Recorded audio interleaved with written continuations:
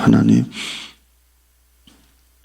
새벽에 하늘 문 여시고 이스라엘 백성들 홍해가 새벽에 갈라지고 요단강이 새벽에 갈라지고 오늘 우리 성도들의 삶의 여러 가지 기도의 제목들이 이 새벽에 하늘문이 열리는 시간 되게 하여 주옵소서. 재정의 문제, 건강의 문제, 관계의 문제, 자녀의 문제, 구원의 문제, 모든 문제가 모세가 지난주일 엎드리니라 했던 것처럼 엎드릴 때 해결되게 하여 주시고, 사람과의 문제도 붙으려고 하지 말고 내가 할 수 없는 것들은 하나님께 엎드려서 하나님이 일하시는 것을 그 기도를 통해 경험하고 체험하는 성도 되게 하여 주시옵소서. 오늘도 새벽에 사람 얼굴 보기 전에 하나님 얼굴부터 봅니다. 우리의 사업장 하나님 도와주시고, 이 새벽에 우리 남성분들 사업에 하나님께서 복을 주셔서 주님의 은혜 가운데 모든 거래가 다 풀리게 하여 주시고, 지금 거래처보다 100배, 1000배 늘어나게 하여 주시옵소서. 마음껏 하나님이 쓰신다 할 때 드릴 수 있는 재정되게 하여 주시고, 11조가 100배씩 늘어나는 우리 성도들 되게 하여 주시옵소서. 재정을 부어 주시옵소서. 오늘도 감사드리며 예수님의 이름으로 기도드리옵나이다. 아멘. 우리 세 가족 중에 그 고은혜 권사님이 계시는데, 저는 목양실에서 설교 준비하느라 몰랐는데, 토요일 날 그 대장동 그 사업장에 오신 성도님을 일부러 우리 교회에 소개해 드리려고 대장동에서 우리 교회까지 이렇게 모시고 와서 커피를 마시고, 그래서 그분이 여기 너무 좋다고 이렇게 했는데요. 그 다음 날 또 우리 한 분을 또 전도했어요. 전도해서 교회에 이렇게 초청했잖아요. 우리 교회 다른 권사님, 우리 김미자 권사님이 일부러 그 옆에 가서 앉아서 이제 우리 전도한 고은혜 권사님하고 초청하신 여성분하고 권사님하고 이렇게 얘기를 나누고요.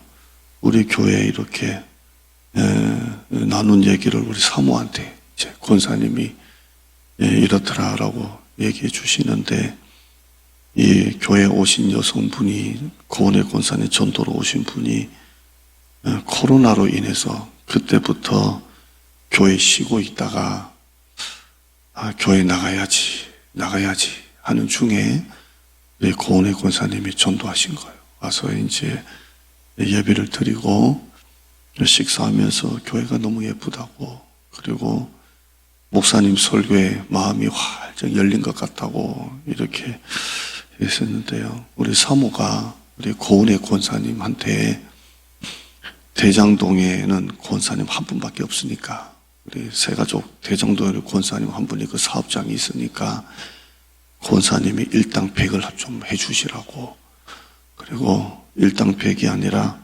일당 1000을 좀 해주시라고 권사님한테 부탁을 하니까, 우리 고은혜 권사님이 그보다 더 해야지요.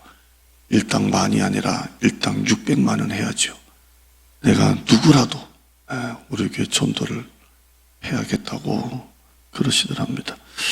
그 마음이 얼마나 감사해요. 그 마음이 어떻게든 한 사람이라도 손님으로 오면 그 대장동에서 우리 교회까지 모시고 와서 교회 한번 보여주려고, 어떻게든 누구라도 한 명이라도 더 전도하시려고 하시는 그 마음이 너무 감사해요. 우리 성도들 중에 참 청소하는 손길들, 봉사하는 손길들, 또 한 번이라도 더 예배 넣으려고 수요일날 그 직장에서 끝나고 와서 그 배고픈데도 예배 드리고 가는 성도들 이렇게 보면서 참 너무 귀하다. 목사로서 너무 귀하다. 우리 이근호 집사님 가정도 따로 봉사는 안 하지만 얼마나 설교를 잘 듣고, 나가실 때마다 그 유옥연 성도님이, 집사님이 목사님 너무 설교 은혜 받았다고 그 한마디가 또 위로가 되고, 제가 우리 사모한테 올해 10가정만 왔으면 좋겠다 욕심을 내려놓고, 그러니까 사모가 벌써 5가정 왔다고. 5가정 오고 12분의 새 가족이 이제 신앙생활을 하고 계시잖아요.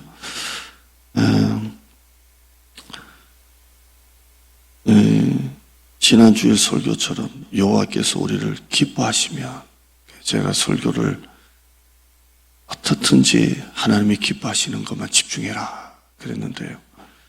저희 사모가 제 설교를 잘 듣고 집에 와서도 들은 설교를 또 듣고 있어요.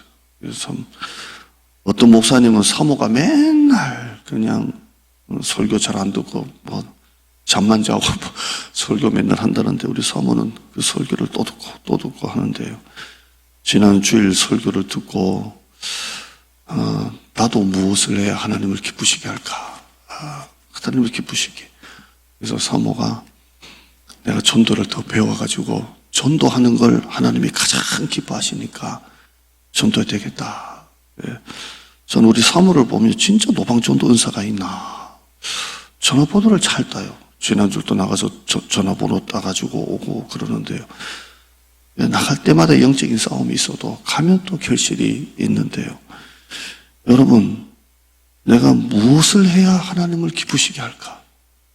내가 어떻게 해야 하나님을 기쁘시게 할까? 여러분, 구원은 무엇을 해야 받는 건 아니죠.